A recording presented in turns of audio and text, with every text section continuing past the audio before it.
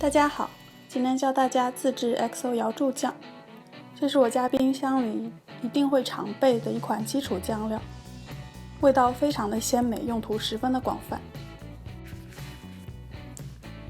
这款酱用到的主料是瑶柱，也就是干贝，还有海米和火腿。火腿最好是用金华火腿。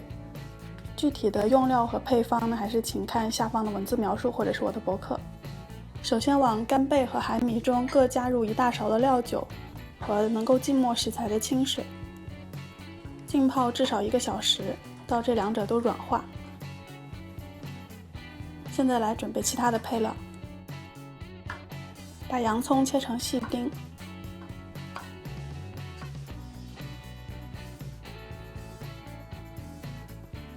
如果你可以用红葱头的话呢，味道会更香。再把蒜头也切成蒜末。一般我做菜的时候呢，会用压蒜器来把蒜头压成蒜蓉，但是这里最好是用刀来切，因为后面我们会长时间的来炸这些食材，用刀切呢，能够尽量的让它的这个蒜末的大小保持一致，免得把蒜末炸糊了。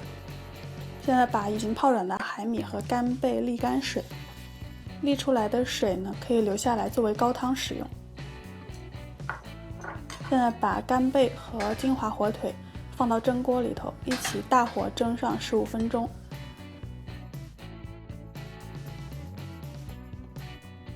然后把之前泡软的海米给切碎。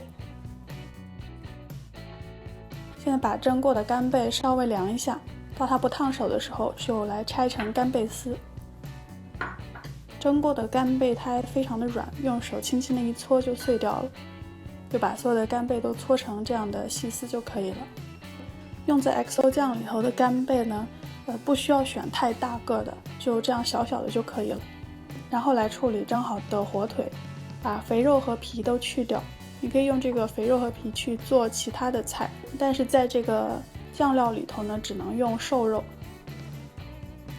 把金华火腿的瘦肉部分呢，先薄薄的切成片，然后再同样的也是把它切碎。切成跟之前的海米碎差不多大小就可以了。现在准备工作都完成，可以来开火了。在一个炒锅内呢，放了500毫升的植物油，先把油温烧到5成热左右，蒸一只筷子进去，能够看到一些细密的气泡就可以了。现在把火调到中小火，让这个油温保持在5成热左右。把之前拆成丝的干贝放下去炸。炸干贝需要大概5分钟的时间，直到这些干贝丝变成浅金黄色。现在把海米碎给倒进去，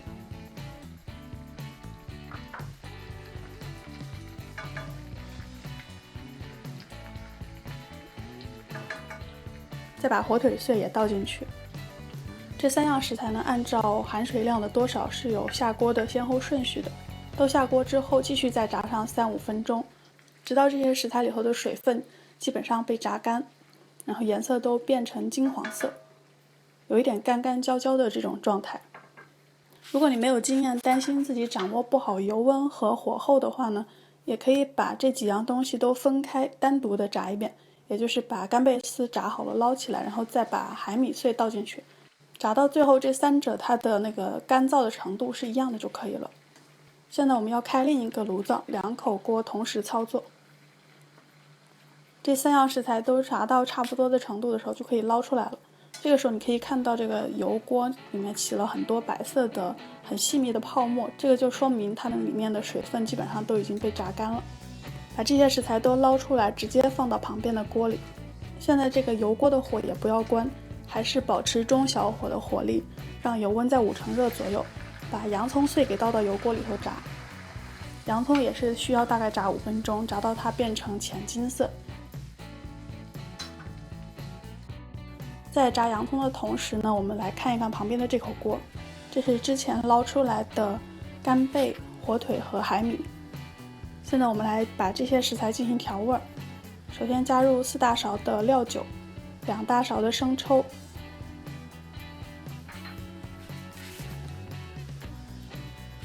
，5大勺的蚝油，还有1大勺的糖。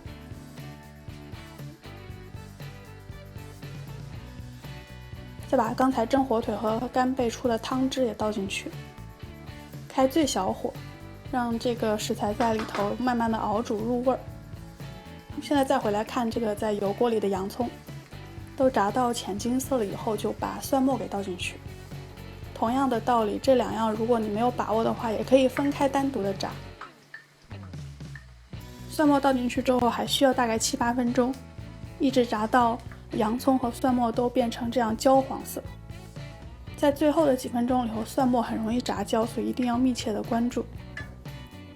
现在洋葱和蒜末都炸到合适的程度之后，把旁边这个锅里头熬煮的干贝、火腿和海米再倒回油锅之中，然后马上关火。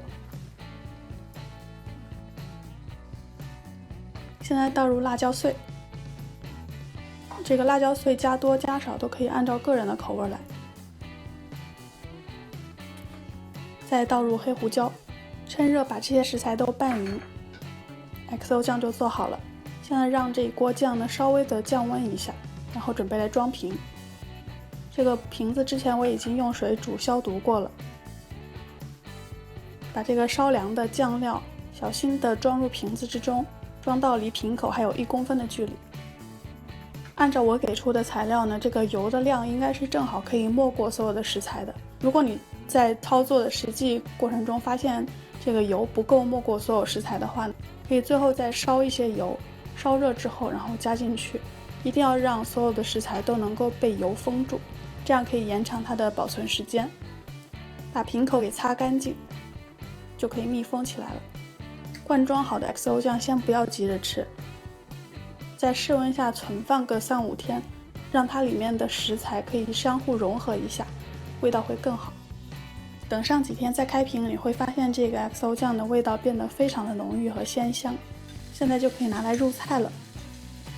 XO 酱呢，它有无数种用法，最简单的就是在炒饭的时候加入1大勺的 XO 酱，这样很平凡的炒饭马上就会变得鲜美起来。总之呢，这款 XO 酱是非常百搭、非常好用的一款基础酱料，真心的推荐大家都试做一下，希望你们能喜欢。谢谢大家的收看。